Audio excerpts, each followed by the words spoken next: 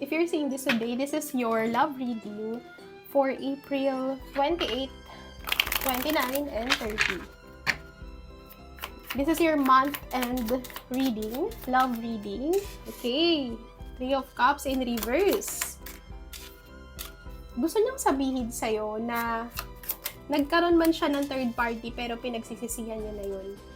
At na-realize niya na yung connection yung dalawa, this is something na nagmamatter sa kanya. So, kung hindi siya naging open sa'yo, hindi siya naging honest at first, meron siya ditong pinaninindigan na decision. Parang I'm feeling na naghihintay din siya ng tamang timing kung kailan kanya pwedeng kausapin. Hindi ka rin niya dinidisregard, pero hindi rin siya handa pa na harapin ka. So, kailan siya magiging ready? 2 months from now. Medyo matagal to from this timeline. Pero kahit matagal yan, naiisip ka niya lagi.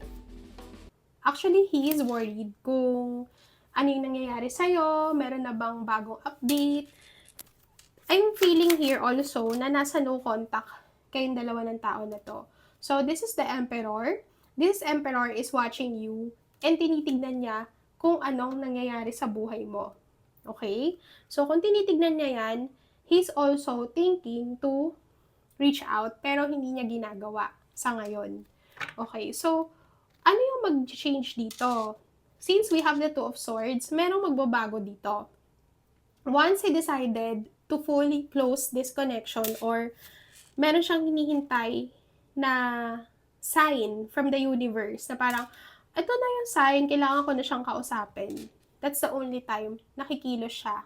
Pero sa ngayon, parang parehas kayo naghihintayan kung sino yung mag-first move. Now, if you want to clarify this reading, you can message me in any of these verified accounts, flash on the screen. And also, you may also want to check my website, okay?